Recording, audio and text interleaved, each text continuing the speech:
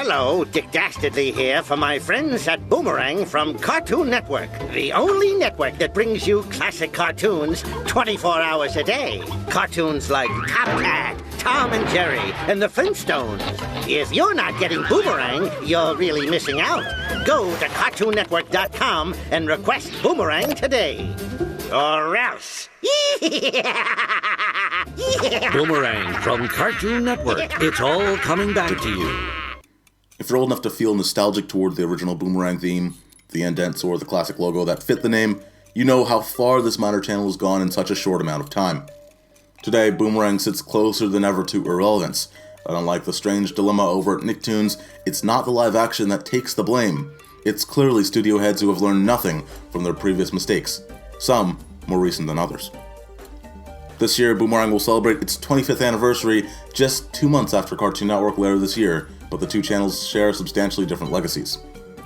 Boomerang was just a block on the Cartoon Network after launching on December 8, 1992, meant to target baby boomers. The block ended up shifting to different times throughout the years on Cartoon Network until Boomerang got its own official channel 7.5 years later on April 1st, 2000. And that strategy of a new channel worked.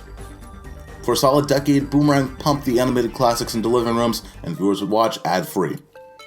The channel remained relatively unchanged for nearly 15 years, the same voiceover announcing, "This is Boomerang from Cartoon Network," the same figurines, and many of the same series. But the 2010s marked a non-stop battering for the classic channel, as Cartoon Network was going through high ratings with the now well-known resurgence from the start through the middle of the decade. Boomerang's ratings were in freefall. The old formula wasn't working, and by the middle of the decade, the channel's ratings were down 50% from 2009. It wasn't that people were leaving cable. It was that fewer and fewer people were watching. So in fall of 2014, Turner Broadcasting announced their plan to officially relaunch Boomerang. No longer would it be the place to find only classic animation, but Cartoon Network series of today and yesterday from the late 90s and early 2000s.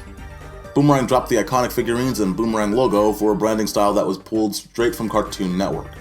While nostalgic titles like the original Powerpuff Girls, Foster's Home for Imaginary Friends, Courage the Cowardly Dog, and Dexter's Laboratory finally landed on Boomerang, it was nothing in comparison to the way in which baby boomers had commanded the schedule in the previous decade and still do to this day.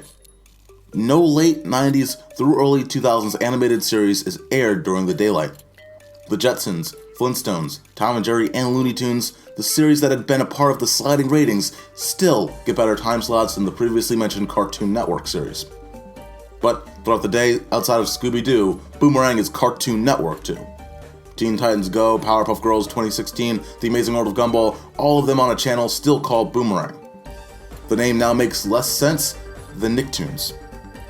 The executives that decided to go through with this rebrand seem to have completely ignored that at the turn of the decade, Cartoon Network was under massive pressure for launching live action content on their Cartoon Network.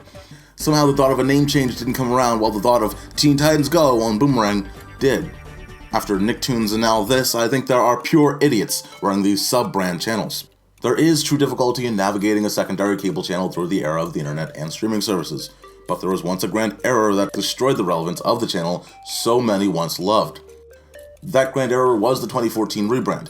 Not the rebrand itself, but what they decided to implement. Doing nothing wouldn't have solved anything, as ratings were still sinking drastically. But Turner ignored one of the most vocal demographics that's old enough to feel nostalgic about a goldmine of untapped animated series, a demographic Nickelodeon is chasing with the Splat. TV needs to grasp onto the 18 to 40 demographic that's leaving cable for streaming services, and Boomerang could have been that giant step holding them back. The brand that was all about bringing back the classics could have brought back nostalgia to the infamous 90s kids who just want to see their favorite cartoons. The radical rebrand wasn't necessary either, as a simple update from the figurines to a 90s-2000s callback to the classic Cartoon Network theme would have worked just as well and fit the name.